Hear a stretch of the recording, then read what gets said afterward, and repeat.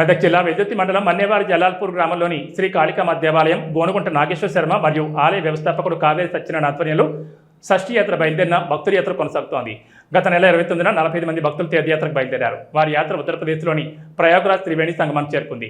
త్రివేణి సంగమంలో పుణ్యస్నానాలు ఆచరించిన భక్తులు మాదేశ్వరి మాత శక్తిపీఠం దర్శించుకున్నారు.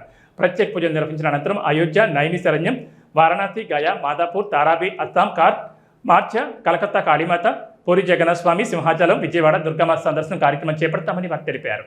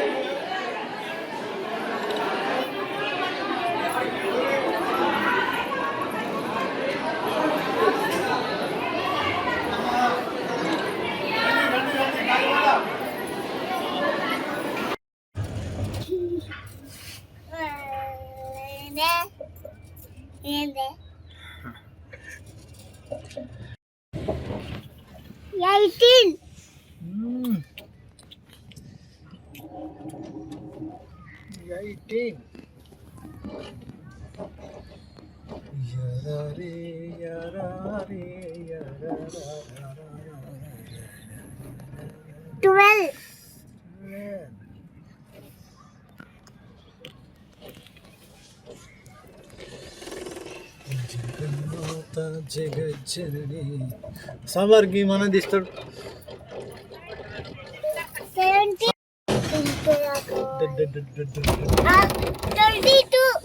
22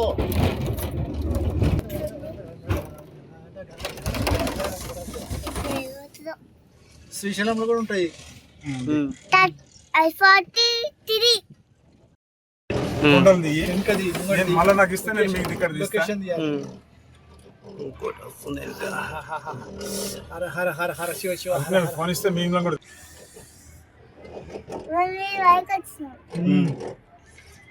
పైకి వచ్చినమా మమ్మీ చెట్టు పైనకి వచ్చినాం రా మనము.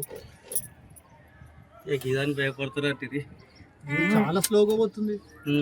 ఓ ఇంకా స్పీడ్ పోతుంది కానీ పోతుందో వస్తుంది ఇదా కథ నాకు ఇప్పుడు అర్థమైంది. కట్ చేయాలి.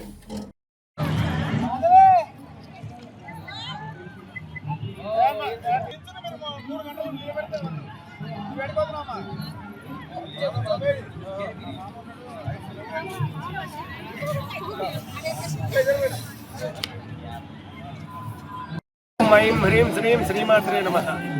జలాల్పూర్ మన్నేవారి జలాల్పూర్ అమ్మవారు మహాకాళి అమ్మవారి దివ్య అనుగ్రహం చేత కాశీయాత్ర చేసేటటువంటి మన అందరూ అనుయాయులతో ఎంతో విశేషమైనటువంటి పుణ్యక్షేత్ర సందర్శనం చేస్తూ ఈరోజు కార్యక్రమంలో భాగంగా ప్రయాగరాజ్, గంగా, యమున, సరస్వతి పుణ్య నదులలో నదులన్నీ కూడా సమ్మిళితమైనటువంటి ప్రయాగరాజ్ క్షేత్రంలో స్నానమాచరించి పుణ్యతీర్థ స్నానాలు చేయడం జరిగింది. ఇక్కడ బ్రహ్మదేవుడు తపస్సు చేసినటువంటి విశిష్టమైన క్షేత్రంగా చెబుతారు. స్వామి మహాయాగం చేసిన తర్వాత బ్రహ్మదేవుడు కాలగమనంలో మొఘలుల పరిపాలనలో దీన్ని అలహాబాద్గా మార్చారు.